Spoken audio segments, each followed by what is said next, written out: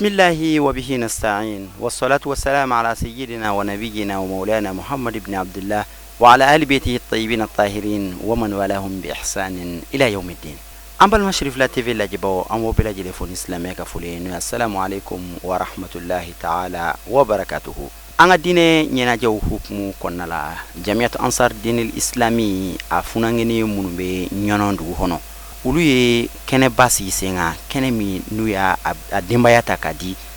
ala kira de musoma Fatimatu Zahra alayha salam ka kenyene o ka bangeni sanyel ma nyana jawi jamiat ansar din demsenu ye cibla nyono almami baw bela jelema wala sakana kene basi Fatimatu Zahra tola femi kera o kene kon nala anga je anga wala je nyonfe ala ka be sabama mbata nkaramugo no fe no ese Sheriff Usman Madan Haidara ale de b'a fɔ ko ala ko kira y'a fɔ Fatima tuye ko ni Fatima jɛna ko ala bi jɛ ni Fatima dimina ala bi dimi o Fatima tuye o ka bangeni anw denmisɛnninw farala ɲɔgɔn kan ɲɔnɔ Ansari jeunesse ka daminɛ Sahel kana Soroheli kana Siribala ani anw yɛrɛ fɛ ɲɔnɔ yan an farala ɲɔgɔn kan ka a ɲɛnajɛ kɛ o hukumu kɔnɔna na o de y'an sigi yan an ye laɲini min kɛ n'o de ye ka Fatimatu Zahraw tɔgɔmaw k'u ladiya cɛ min y'a to ala ye cɛ min y'a kɛ ala ye wa cɛ min ko ala an bɛ sa i kɔ wa ka diɲɛ bɛɛ karaba k'a di ala ma cɛ min y'a to Bangoni Jangɛna bugu la ka disa don npogotigiw kunna ɲɔnɔ cɛ min y'a to Bangoni Jangɛna bugu la ka dɔw sama ka bɔ bari kɔnɔ Faransi Seydi Sheriff Usman Madan Haidara o tuma an nisɔndiyalen fari fɔli ne bi ka sanga tati CD comité jeunesse mɔgɔw u ka labɛn kɔnɔna ma n'o ye karamɔgɔ ni mɔgɔ ma nisɔndiyara n'o ka bangeni ye ala ko k'ale yɛrɛ na nisɔndiya ni ka alijinɛ k'a ɲɛfu ye k'an bɛ fɛ ka Fatumata Zahraw kɛ ɲina ɲɔnɔ a ka ye diɲɛ kɔnɔ ko ɲɔnɔ denmisɛnninw ɲɔnɔ ka kunnawolodenw n'i bɛ Mali kunnawolo dugu ɲini i b'a ɲini ɲɔnɔ balo sɔrɔ yɔrɔ ɲɔnɔ a ka fɔ fana ko silamɛya dugu ɲɔnɔ ko o denmisɛnninw ye ko dɔ kɛ denmisɛnnin dɔw ma deli ka min kɛ fɔlɔ o de ye ɲɔnɔ denmisɛnninw bila nin na nisɔndiya bɛɛ lajɛlen kɔnɔ an b'u fɔ k'u barikada u ye ko in labɛn sugu bɛɛ la k'a daminɛ nafolo bɔli la k'a daminɛ farikolola baara la an bɛ bɛɛ lajɛlen fo ala k'a kɛ alijinɛ sara ye an n'aw ye ni nin ko ma kɛ denmisɛnninw fɛ o de tun bɛ bali an na bari an tugula cɛ min kɔ n'o de ye Sheriff Usman Madan Haidara ale mɔkɛ Seydina Ali o tun bɛ kunbaw tigɛ ni bamuru ye ale donna silamɛya la k'a si to san 22 dɔnni b'a dɔn ko ten o ye mɔden min sɔrɔ n'o de ye a Seydi Sheriff Usman Madan Haidara o fana ye denmisɛnnin minnu kanda ka bila diɲɛ kɔnɔ n'olu ma kɛnɛ dɔ sigi Haidara mamuso tɔgɔ la anw na kɛ fitiriwale o de kosɔn an ye Fatima Zahraw ka kɛnɛ sigi an m'a sigi an dɔrɔn kama an b'a fɔ an balimamuso ye an bɛ 8 mars kɛ an bɛ première mai fête o fête n'o bɛ kɛ diɲɛ kɔnɔ mais lahara jɔn don Fatima Zahraw Muhamadu dusukun feere Useni ba Asanu ba Aliyu furumuso Haidara mamuso o de bɛ yɛlɛ ɲɔgɔnmɛ sanfɛ o de bɛ yɛlɛ ɲɔgɔnmɛ sanfɛ ale de ye alijinɛ muso bɛɛ lajɛlen ɲɛmɔgɔ ye a bɛ yɛlɛ ɲɔgɔnmɛ sanfɛ ka don alijinɛ kɔnɔ muso si tɛ se k'i kunkolo kɔrɔta ka nin muso nɔnɔma in dɛmɛtɔ lajɛ ni maa min kɛra nin fɛn nin fa b'i ka sonnali don n'i banana fo si t'i jahanama don kɔ o tuma musow a y'a to an ka sabali an ka miiri an ka dɔn ko diɲɛ bɛ ban ko diɲɛ ye tile kelen ko de ye an dɔ bɛ bɔ yan sisan saya mɛlɛkɛ bɛ s'an ma miniti kelen kɔnɔ k'i to i ka étage ba kan k'i ka irisiw dalen to maa jɔjɔli de y'a kɔ don jeli jɔjɔli taara a da faama muso jɔjɔli taara a da anw bɛna mun kɛ ka taa mun jira ala la lahara o tuma an tɛ kira denmuso kanu wa ko jira diɲɛ na pour que an ka se ka nafa sɔrɔ lahara. anw se bi wulada in na o de ye an ka alimami kɔrɔba Harbert Touré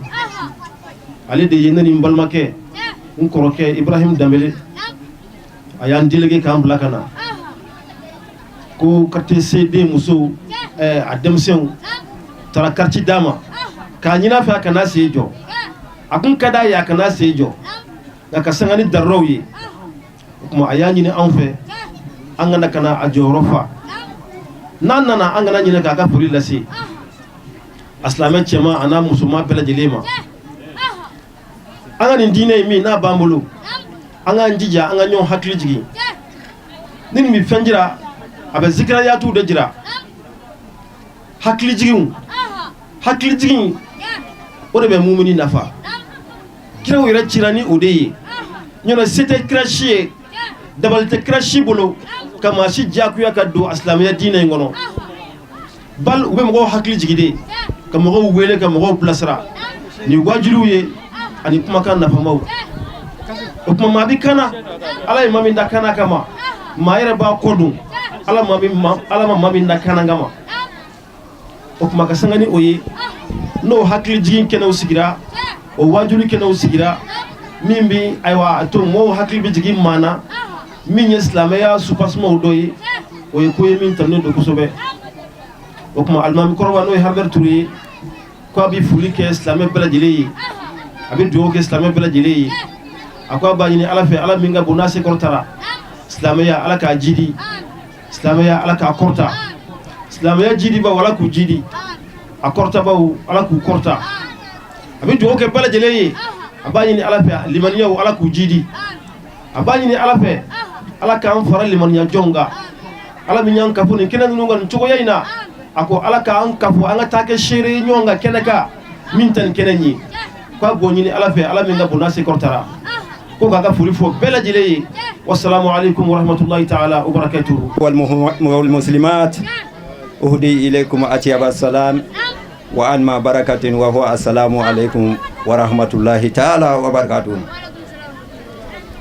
an balima silamɛw ko kura tɛ i n'a fɔ Sheikh Alhaji Abdulmajid y'a fɔ cogo min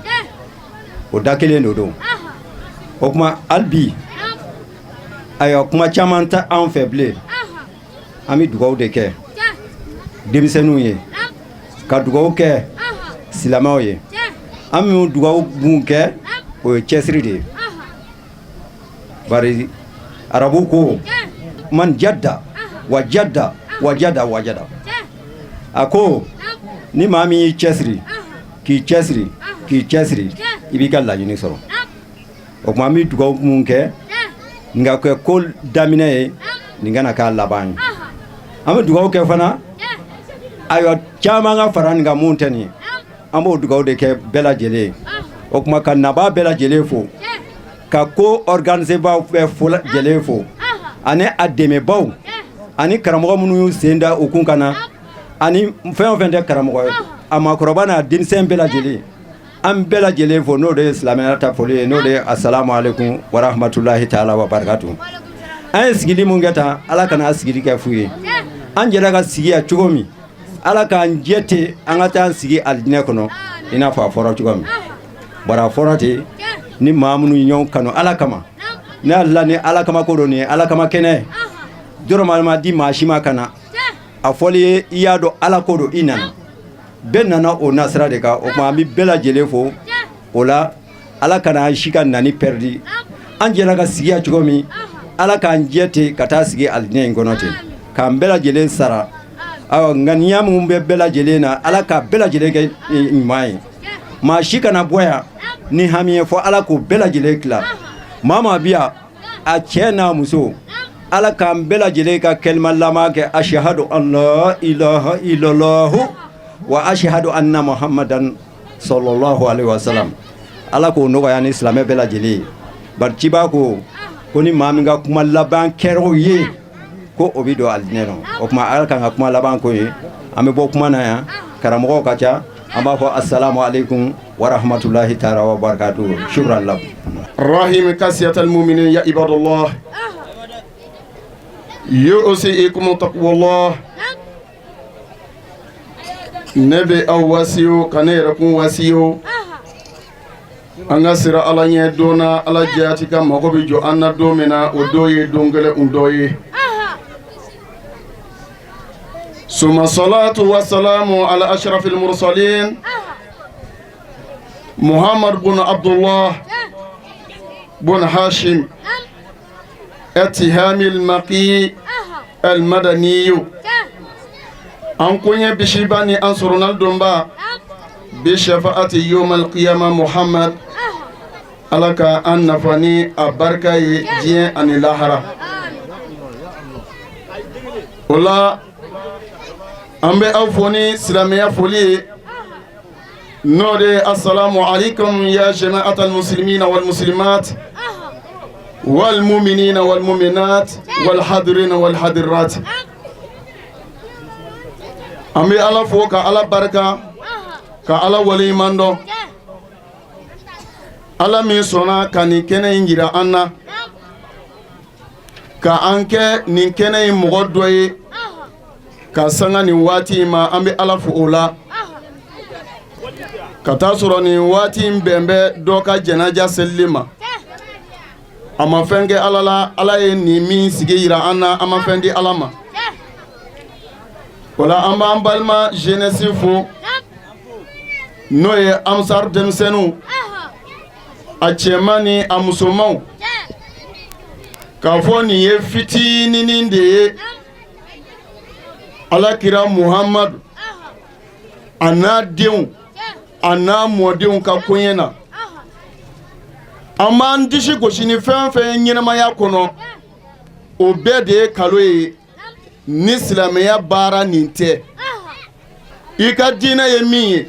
i ka diinɛ mago bɛ min na, n'o ye Seydi Rasuli Muhamadu a n'a denw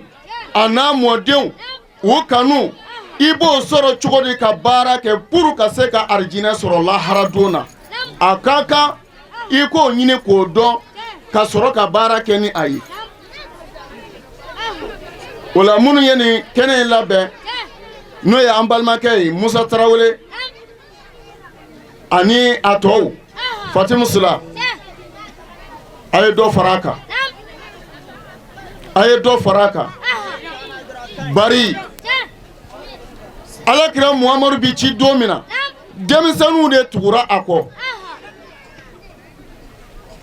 denmisɛnninw de tugura a kɔ, cɛw la musow la, o kɔfɛ mɔgɔkɔrɔbaw tugura a kɔ. Fanga bɛ anw ne la, se bi anw ne ye, a cɛɲɛ bi an na, a kumada bi an fɛ, a taama cogo bi an fɛ ka tiɲɛni kɛ Ala ka diinɛ na. Mais ni Ala sɔnna ka nin hakilila ɲuman di an ma, an bɛ Ala fo o la. O la an b'a fɔ Ala ka san wɛrɛ ta jira an na, san wɛrɛ ta ka o kɛnɛ jama caya ni nin ye. Maa o maa sigira ni hami b'i la, Ala ka bɛɛ mago dilan. والسلام عليكم ورحمة الله تعالى وبركاته. بسم الله الرحمن الرحيم. وبالله ومن الله ولا غالب على الله وتوكلنا على الله والصلاة والسلام على سيدنا ومولانا محمد صلى الله عليه وعلى آله وصحبه وأمته أجمعين وسلم. السلام عليكم يا معشر الحاضرين والحاضرات ورحمة الله وبركاته. السلام عليكم لتوباني هاي عليك كفوك كناندياي عليك كالجنة سومي سلامي بيجكو كسيسي بعد وعلى كود كما با بلا جلك كالله ردي سرو أما ينا على فا أدمنا ناني على توي على كاك على كوي Ala ka tiimɛ ni Ala ko ye ka da wele cogo kan ani kɛnɛ yɛrɛ cogoya ani waati cogoya kuma caman tɛ an fɛ foli kɔ ko a sababu ye denmisɛn musomanw ni cɛmanw de ye jɛkulu kɔnɔ min ye silamɛya dɛmɛ jɛkulu ye n'an b'a fɔ ma ko Ansardine. Ni denmisɛnninw ye hakili sɔrɔ ka se ka maakɔrɔbaw wele ka fara ɲɔgɔn kan, o ye jigiya ɲɛnen ye o. Bari kira min n'a ma kalon tigɛ a ma miiri kalon na, a ti kalon yɛrɛ dɔn. Ala sariyara ni min ka fɔta tiɲɛtigiya ye ma yantiqu anil hawi in huwa illa wahyun yuha. O fɔra Mamadu de ma. O Mamadu ka kuma ninnu na a b'a fɔ hadisa dɔ ko allimu awladakum, dɔ ko adibu awladakum ala salasi khisali, ko a y'a ka den wolotaw a y'u ladabu wala a k'u jogoya ni jogo saba ye. U ko kira mo ye jogo saba jumɛn ye? Ko a y'u jogo ɲumanya ni kuranɛ ye, a k'u dɔnniya o la, fɛn min kuranɛ ka laɲini ye a k'u ka hadamadenya boli o sira fɛ filanan a k'u jogo ɲumanya ni alakira kanu ye ne hakili caman b'a la ka fɔ la jamana in kan bi kosɛbɛ Mawludu ne hakili a bɛ sen na ale bi Bubakari Sise ni Bubakari Kane u b'a ka dasi ka taa dɔrɔn a mɔtɛri kuru a kɛra ala y'a bila ba ka an t'a jɔ kuma dɔ fo n'a kɛra an ye fɛrɛ minɛ Kawusara kɔda la sa dɛ Mawludu ko kɛra o ye kira ko tɔ kɛra o ye sisan caman fɔra o la a sabanan kira kanu kɔfɛ n'an y'o jira an denw na wa hubbi ahli baiti ko a ni kira somɔgɔw kanu fɛn min tɔgɔ ye ala ko an kan ka sa o yɔrɔ la sa o ni denmisɛnninw de sɔnna ka fɛn baara kɛ alakira ye min ɲini faw fɛ denw yɛrɛ y'a dɔw yɛrɛ ma k'a kɛ an b'a fɔ alhamdulillah an wasara mɛ nin bɛɛ bɛ segin alakira ka kuma de ma alisilamɛw ni ala ye mɔgɔ min bonya n'i y'a to a ka bonya in kɔnɔ o bɛ dɔ fara e de kan nka n'i k'i b'a bɔ bonya in kɔnɔ dɔgɔya b'i sɔrɔ alakira nɛɛma ni kisi b'a kan an filɛ denmuso min ka ko la ni denmisɛnw y'an wele la nin ye a ka di n ye miniti 2 dɔrɔn a ka hakɛ to n b'o fɔ ka bɔ kuma na Fatumata Zahara dɔnnibaaw b'a fɔ wala a fɔ ko kuma dɔnna olu b'a fɔ ko kobaw bi kɛ ka bɛn ni waatibaw de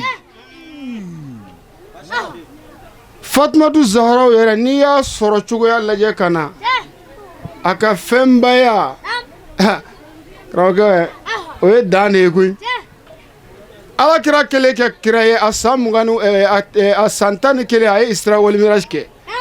kira nɛɛma ni kisi b'a kan a ko ale donna alijinɛ kɔnɔ Jibirila y'ale dumuni minnu ye alijinɛ kɔnɔ tuma min na n'ale jiginna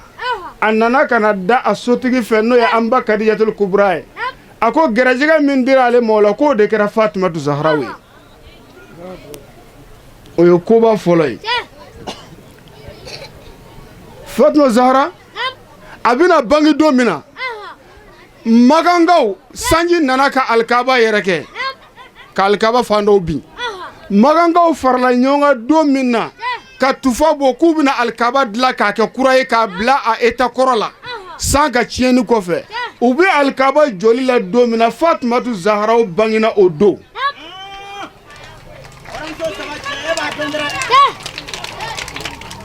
Fatumata Zahara muso min don alakira ka denmuso lakare de y'ale a ka denkɛ lakare o ye Ibrahima Mariyatul Kibitiya denkɛ denmuso la lakare o ye Fatumata Zahara ye kira don min na a bɛna furu Aliyu ma Jibirila de nana fɔ a ye kuma kuntala surunya kosɔn Fatumata Zahara a fakɛ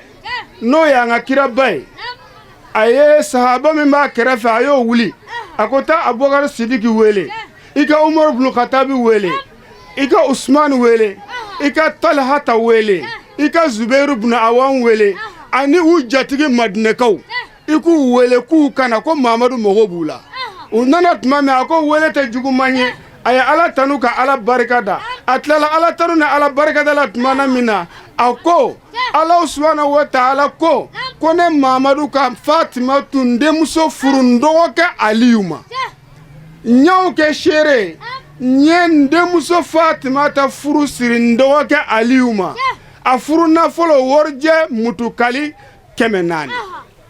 ne Aliyu jɛna na a ye o kumana n y'aw kɛ seere Ala ka barika d'u ka jɛ la Ala ka barika k'u yɛrɛ la Ala ka barika fɛn caman bɔ u la Ala k'u bɔnnaw kɛ hɛrɛ ye Ala k'u bɔnna kɛ hinɛ dayɛlɛla ye Ala k'u bɔnnaw kɛ dɔnni damadingɛ ye Ala k'u bɔnnaw kɛ hakilisigi ni basigi ye dugukolo sanfɛ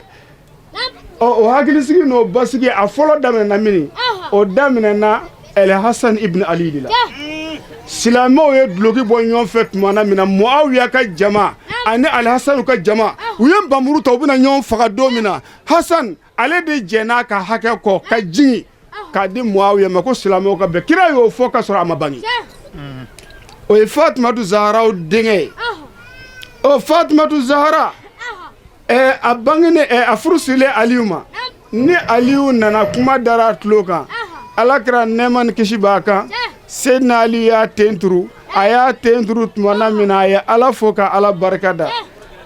a ko Aliyu ma n y'a di ma a furu nafolo ye warijɛ 400 ye a ko n sɔnna Ala ni ce kira ko Ala ka barika k'aw la ka den ɲuman caman bɔ aw la n'an y'a lajɛ o den ɲumanw olu dɔ de kɛra sababu ye ka nin denmisɛnnin ninnu lamɔ an ka Mali kɔnɔ yan n'o ye Usmane Sherif Madani Haidara ye donc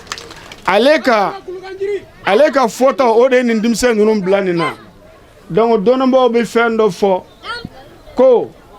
fɛn o fɛn n'a bɛ bɔ dusukun na a bɛ don dusukun ɲuman na ni wajuli kɛra da ye ani miiri fɛn dɔ nɔfɛ a ka ca la a tɛ maga kanda nka n'i ye wajuli kɛlen ka mɔgɔ minɛ ka nafa ɲ'a ye i b'a sɔrɔ la min b'a la k'a fɔ a bɛ bɔ a kɔnɔ di olu ye Fatima Zahraw bɔnnaw ye mais Fatima ta kanuni ka se ka kɛnɛ sigi a tɔgɔ la o ye alijinɛ don de tɔgɔ damadɔ b'a la u b'a fɔ Fatimatu Zahra u b'a fɔ Fatimatul Batul a tɔgɔ yɛrɛ ko Fatima ni saba bɛɛ n'a kɔrɔ don Fatima ta kɔrɔ ye di kira nɛɛma ni kisi b'a kan ko a tɔgɔ dara ko Fatimatu lifitamiha ani nari wa muhibiha ko Fatima ta tɔgɔ dara ko Fatima ko ka d'a kan Ala ko a t'a don jahanɛmɛ na ko maa min kɛra Fatima ta fɛ ko a t'o don jahanɛmɛ na Fatima ta kɔrɔ de ye nin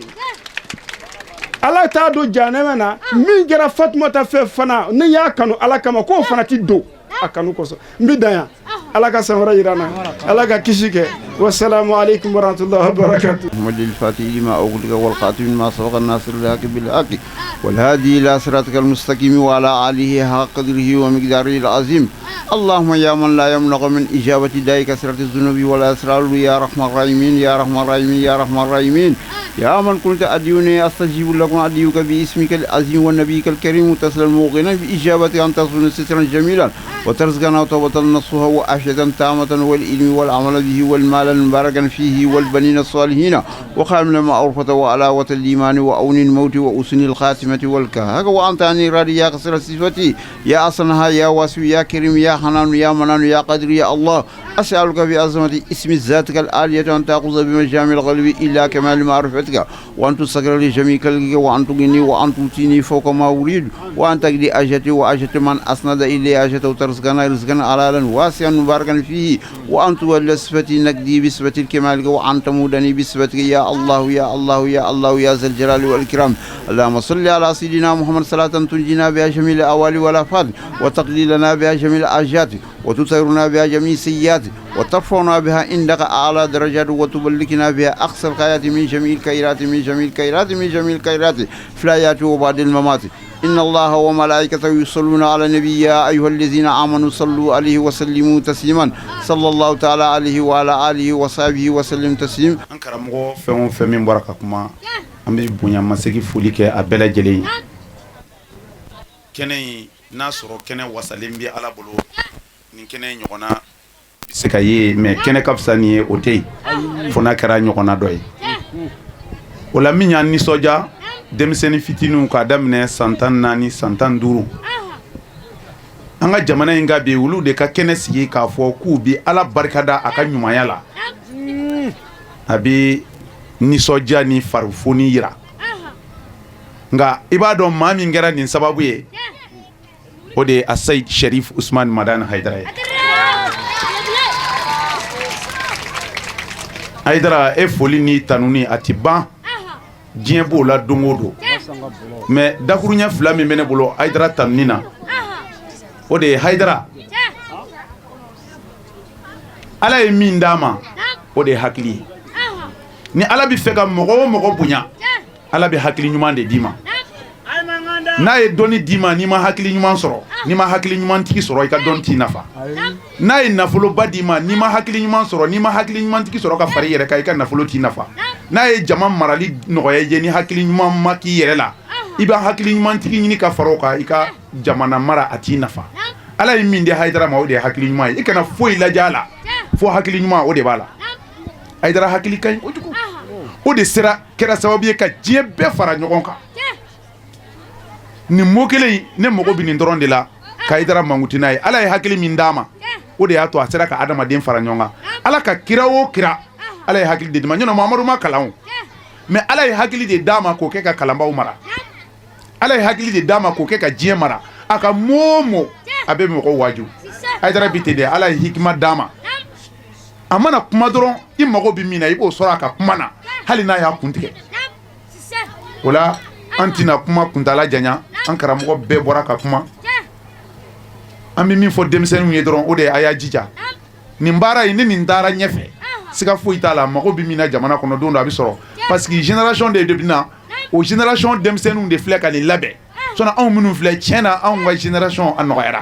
mais minnu bɛna anw kɔfɛ olu ka génération ni o sera ka ɲɛ siga t'a la mago bɛ min na Maliko la a bɛ sɔrɔ an karamɔgɔ Hamidu y'o ye o la an bɛ dugawu k'a ye fo banko ni kuluda la si ni kɛnɛya ni labanko ɲuman Ala k'a d'an n'a ma bonya ni kɔrɔta Ala k'a d'an n'a ma Ala k'an bɛn sababa ma o la an bɛ bɔ kuma na an ka kuma man ca la an bɛ kuma segin an karamɔgɔ ma n'o ye Ustaz Nabi Kante ye Ala k'an bɛn sababa ma salli ala Muhammad alhamdulillahi rabbil alamin a'udhu billahi bismillahir rahmanir rahim wa sallallahu ala sayyidina Muhammadin wa ala alihi wa sahbihi al-akhyar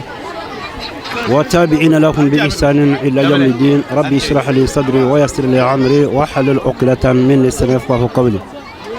الحمد لله رب العالمين sababu mi an se wulaina comité CD la Ɲɔnɔ ville n'o y'an ka comité dɔ ye commune urbaine tɔgɔ la sababu dogonin tɛ bonyamasegin don nisɔndiya yira don ka sababuya kɛ Alakira denmuso sallallahu alaihi wasallam Fatimatu Zahra ka bangeli sankunbɛn u nisɔndiya ɲali ani o giringajɔ o n'o ŋayaki o sababu de ye n se yan wula in na Ala sago i sago i bonya bɛ a la dakurunya min bɛ n bolo dɔrɔn o de ye k'a fɔ a tilamɛw ye an bɔra k'o de fɔ sisan balawu min bɛ diɲɛ kɔnɔ bi walima an ka Mali kɔnɔ yan ni mɔgɔ ma ko Alakira somɔgɔw Seydina Ali n'a denw sabula n'i y'a mɛn jɔnni kunnandi a fɔ sababu ɲuman bamananw y'o de fɔ n'i ye kunnandiya ani sababu yira e la k'i ka suwa k'u ni ɲɔgɔn cɛ ni pan sababu kunna k'i kunnandiya ta balimakɛ i b'a fila bɛɛ lajɛlen jɛ nka n'i ye sababu ta a ka ca la o b'i ɲɔni k'i se kunnandiya ma Alakira sallallahu alaihi wasallam ale de kɛra an ka sababu ɲuman ye silamɛya sababu bɔra ale de la o la siga t'a la ale bɔnnaw Ala y'o de fɔ kuranɛ kɔnɔ la asa alaykum alayhi ajran ila al-mawaddata fil qurba kira laseli ne ma sara ɲini aw fɛ o la n y'a sara kɛ n bɔnnaw kanuni ye o la ka Fatimata Zahra walima i ka fɔ Imamu Ali na a ka denbaya n'o ye a furumuso Fatimata a n'a denkɛ fila Hasan ni Husaini olu ka mawudu ɲɛnajɛli k'o nisɔndiya yira ka taa se u mɔkɛ ma ne hakili la o ye Alakira kanu dɔ ye o ye a bɔnna kanu dɔ ye o la o dakurunya dɔ min b'an fɛ dɔrɔn o de o ye ka dugawu kɛ naba bɛɛ lajɛlen ye comité min fana y'a labɛn n'o seere ka dugawu k'u ye yarabi Ala k'an n'u dɛmɛ Ala k'an n'u wasa an ka karamɔgɔ caman de nana kɛnɛ kan komi yɛrɛ ye kamera jɔ u kan cogo min na an ka maamukɔrɔba ka nayibu ayiwa ale nana kɛnɛ kan ka sababu kɛ maamukɔrɔba yɛrɛ ka deru ye an'an ka karamɔgɔ caman komi e yɛrɛ kamera jɔ a caman bɛɛ lajɛlen kan u nana ka na an ka kɛnɛ bonya an bolo u sara bɛ Ala bolo Ala k'an n'u sara ka dugawu kɛ naba bɛɛ lajɛlen e min yɛrɛ fana bɔra fo Bamakɔ Sirila TV tɔgɔ la an bɛ dugawu k'i yɛrɛ ye Ala k'i ɲuman se ka to i ka denbaya la Ala k'an ni laban Ala k'an ni wasa Ala k'an ni kɔrɔta jamana in an tɛ ɲinɛ a kɔ maliyɛn kelen kelen bɛɛ lajɛlen ka hami fanba ye jumɛn ye bi o de ye jamana ko ye an ka jamana bɛ degun kɔnɔ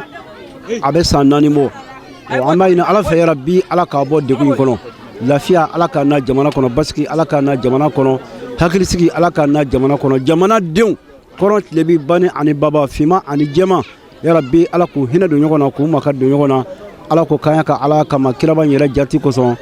wassalamu alaikum wa rahmatullahi ta'ala wa barakatuh. Bon alhamdulillah comme y'an bila nin na an karamɔgɔ n'o ye Seydi Cherif Ousmane Madani Haidara ye bon ale kanu ani ale barikadali donc o de y'an bila nin na sabula an ko ni mɔgɔ ye baya kɛ k'i bɛ kɛ silamɛ ɲuman ye donc anw ye layidu ta Ala ye an y'a ye denmisɛnninw an b'a la ka caya an sɔrɔ kɔnɔna na n ko an ka lajɛ an k'an tɛgɛ di ɲɔgɔn ma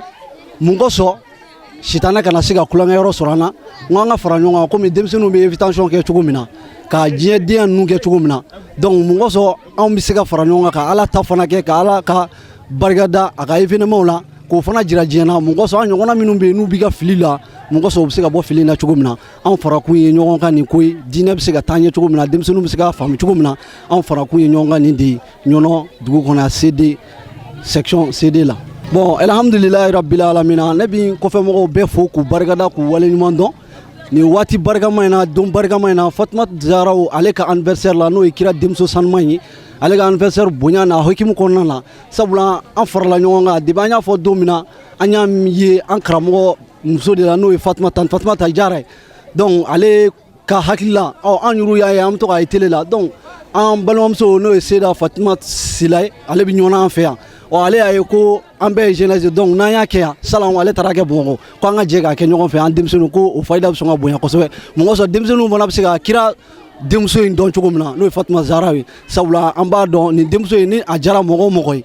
a siga t'a la i ko bɛ diya kira ye wa n'i jara kira ye ka ban i bɛ diya ala ye wa n'i jara ala ye fana siga foyi t'a i ka alijinɛ sɔrɔ la o hakilila de ye an fara ɲɔgɔn kan ka se ka nin événement ba in kɛ cogo min na e yɛrɛ y'a ye an karamɔgɔ bɛɛ lajɛlen bɔra yan karamɔgɔ Sise ka fara Isa Kante kan bon ani ɲɔnɔ alimamu u bɛɛ lajɛlen nana denmisɛnninw ka ko la wa i yɛrɛ y'a ye denmisɛnninw de ka ca dugu kɔnɔ a bɛɛ la ka tɛmɛ a bɛɛ kan denmisɛnninw tun bɛ fan bɛɛ fɛ i yɛrɛ ye a si ma dogo i la alhamdulilayi o nisɔndiya dɔrɔn de don bon mɔgɔ bɛna sɔrɔ ninnu na minnu bɛ se ka kan da tuguni ka bila ala ka sira ɲuman kan o la an karamɔgɔ ye mun fɔ toujours ɲɛtaa de bɛ yen quoi parce que silamɛya bɛ denmisɛnninw de bolo toujours ɲɛtaa de bɛ ye kuma bɛɛ la o la hakilila mun y'an bila o la o de kun ye nin alhamdulilayi o kɔfɛ an bɛ bɛɛ fo ka bɛɛ lajɛlen barikada nka an tɛ se ka bɔ kuma na an karamɔgɔ Hayidara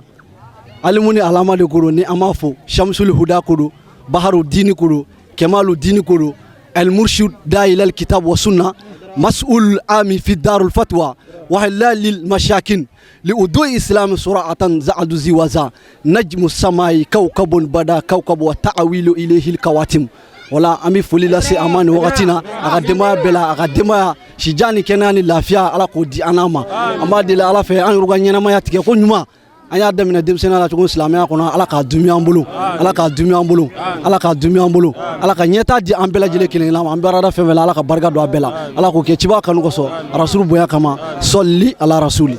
bi ta in a y'an wasa kosɛbɛ parce que nin bɛɛ barika di silamɛya ma an minnu ye fa ye ni an tɛ sɔrɔ ka nin kɛ tan an bɛ ala tanu dɔrɔn de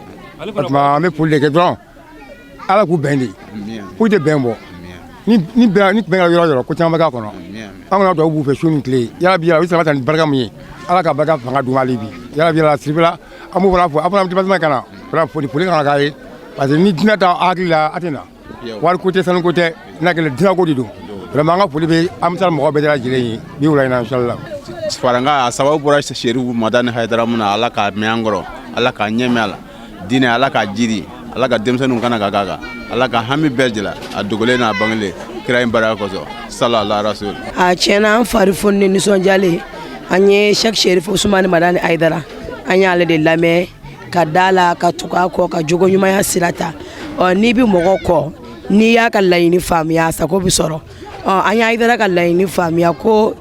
a bɛ fɛ diinɛ ka dɛmɛ cogoya min na o de y'an bila nin na parce que ale de ye Sherifu ko f'an ye an fana ye Sherifu dɔn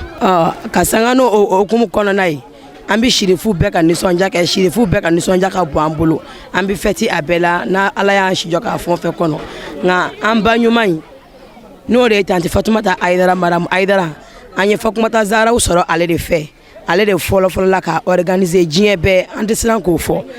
ala sɔnna ma mɔgɔw bɛ k'a tɔmɔtɔmɔ a kɔ bi a ye baaraba kɛ an bɛ taa ni fo nin na a n'a ka ŋaniya ɲumanya a n'a ka denba ɲumanya a n'a dɔgɔmuso n'a kɔrɔmuso bɛɛ n'o ye Tani Jara ni Tani Alima ani Tani Aisha n'o de ye Sherifiladenw bɛɛ ye k'a daminɛ Ina Hayidara n'a dɔgɔninw na ani Sheikh Amadu Tijani Hayidara n'a dɔgɔninw o nisɔndiya de kɛmɛ k'an bila k'u mamuso ka fɛti ɲagar'u bolo u k'a dɔn ko anw b'u fɛ an bɛ sa u kɔ an y'u mamuso su kanu kɔ k'o fɛti k'a sɔrɔ an ɲɛ mun ye wa anw bɛ ban dugumakolo de kan olu kanu tɛ ban dusukun na ala kan'u kanu ban dusukun yɛrɛ la kira bonya kosɔn sɔlala Muhamadu ayiwa dugawu laban min b'an fɛ an b'a ɲini ala fɛ ŋaniya min bɛ karamɔgɔ Hayidara kɔnɔ ani Aidara yɛrɛ hami ye min ye diɲɛ farala Ala k'a kɛ ten Ala ka bani sako di a ma bani bɛ fɛ Mali ba ka kɛ cogoya min Ala ka Mali kɛ ten ka Mali lafiya a tɛ lafiya fo denmisɛnninw ka faamuyali ko ɲuman de sɔrɔ an b'a deli Ala subahana wa taala fɛ faamuyali ko ɲuman anw y'a sɔrɔ cogoya min Ala ka denmisɛnnin wɛrɛw ma ten tɔ Ala ka ɲɔnɔ yɛrɛ lafiya ka sɔrɔ yiriwa ɲɔnɔ kɔnɔ ka barika don an ka dugukolo la ka barika don anw yɛrɛ bɛɛ lajɛlen la silamɛya tiɲɛ Ala k'a dɛmɛ kira bonya kama laɲini min y'anw bila nin na silamɛya kanu de y'anw bila nin na an bɛ sari npogotigini n'a cɛmisɛnninw ka u mansaw wele ka na silamɛya ɲɛ jira minnu m'a daminɛ kun b'a to a kuraji bɛ don denmisɛnnin tɔw la mansa bonya ani silamɛya kɛriko ɲuman o de ye denmisɛnninw bila na an bɛ dugawu kɛ Ala k'a kɛ barika ye Ala k'a kɛ si ye Ala ni Aidara sababu Ala ka Aidara mɛn an ɲɛ Ala k'anw kɛ kɔma ɲuman ye den cɛman n'a musoman minnu bɔra an na Ala k'u bɛɛ bila nin siratigɛ jɛlen kan Aidara sarata anw bolo ale de y'anw bɔ filibantiya la k'an bɔ kɛlɛlankolontigɛ la k'an bɔ jɛnɛya la k'an bɔ suɲɛni na k'an bɔ namara la Ala k'a barika Ala k'a kɔ barika Ala k'a nɔfɛmaa bɛɛ barika kibaa kanu kosɔn sɔli ala Muhammad an bɛ Alahu taala deli wajulukanw ni ladilikanw ni duwawu minnu kɛra kɛnɛ kan Ala k'a bɛɛ lajɛlen jaabi an ye Ala k'a kɛ barika ye k'a dɔn nin funankɛni ninnu na minnu kɛra sababu ye ka nin kɛnɛ in sigi sen kan Ala ka nin kɛnɛ ɲɔgɔn caman yira an na wassalamu alaikum wa rahmatullahi ta'ala wa barakatuhu